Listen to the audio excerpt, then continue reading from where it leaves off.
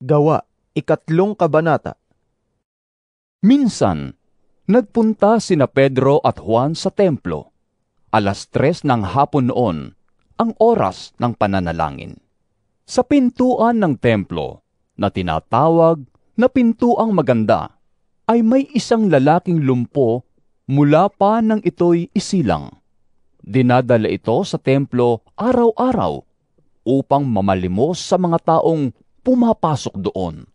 Nang makita nito sina Pedro at Juan na papasok sa templo, siya'y humingi ng limos. Tinitigan siya ng dalawa at sinabi ni Pedro sa kanya, "Tingnan mo kami."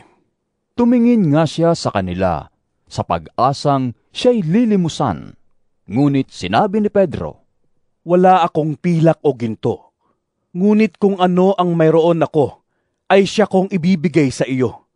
Sa pangalan ni Jesucristong taga Nazaret, tumayo ka at lumakad." Hinawakan niya sa kanang kamay ang lumpo at itinayo.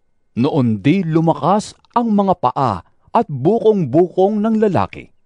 Palukso itong tumayo at nagsimulang lumakad. Pumasok siya sa templo kasama nila. Naglalakad, lumulundag at nagpupuri sa Diyos. Nakita ng lahat na siya'y naglalakad at nagpupuri sa Diyos. Nang makilala nilang siya ang pulubing dati nakaupong namamalimos sa Pintuang Maganda ng templo, namangha sila at nagtaka sa nangyari sa kanya. Habang nakahawak siya kina Pedro at Juan sa lugar na tinatawag na Portiko ni Solomon, patakbong lumapit sa kanila ang mga taong takang-taka sa nangyari. Nang makita ni Pedro ang mga tao, sinabi niya, "Mga Israelita, bakit kayo nagtataka sa nangyaring ito? Bakit ninyo kami tinititigan? Akala ba ninyo'y napalakad namin siya dahil sa sarili naming kapangyarihan o kabanalan? Niluwalhati ng Diyos ng ating mga ninunong sina Abraham, Isaac at Jacob, ang kanyang lingkod na si Jesus, na isinakdal ninyo at itinakwil sa harap ni Pilato. Gayong ipinasya na nito na palayain siya. Itinakwil ninyo ang banal at matuwid, at hiniling na palayain ang isang mamamatay tao. Pinatay ninyo ang pinagmumulan ng buhay, ngunit siya'y muling binuhay ng Diyos, at saksi kami sa pangyayaring ito. Ang kapangyarihan ng pangalan ni Jesus ang nagpagaling sa lalaking ito. Nangyari ito dahil sa pananalig sa kanyang pangalan. Ang pananalig kay Jesus ang lubusang nagpagaling sa kanya, tulad ng inyong nakikita.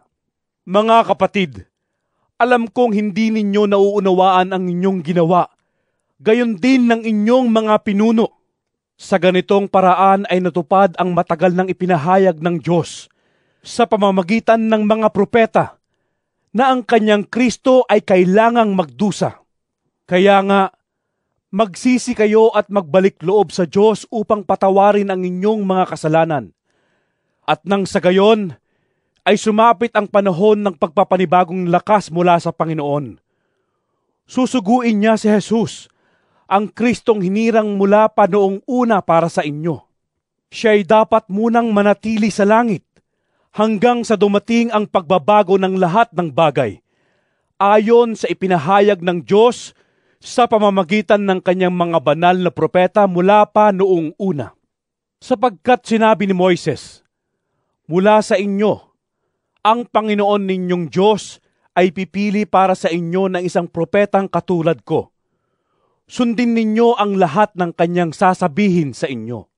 Ang sino mang hindi sumunod sa propetang iyon ay ihihiwalay sa bayan ng Diyos at lilipulin."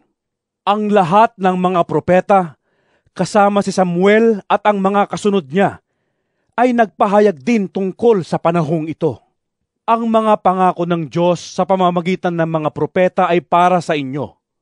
At kasama kayo sa kasunduan na ginawa ng Diyos at ng inyong mga ninuno, ng kanyang sabihin kay Abraham, "Pagpapalain ko ang lahat ng angkan sa daigdig sa pamamagitan ng iyong lahi." Kaya't matapos buhayin ng Diyos ang kanyang lingkod, sa inyo siya unang isinugo upang pagpalain kayo at tulungang tumalikod sa inyong masamang pamumuhay.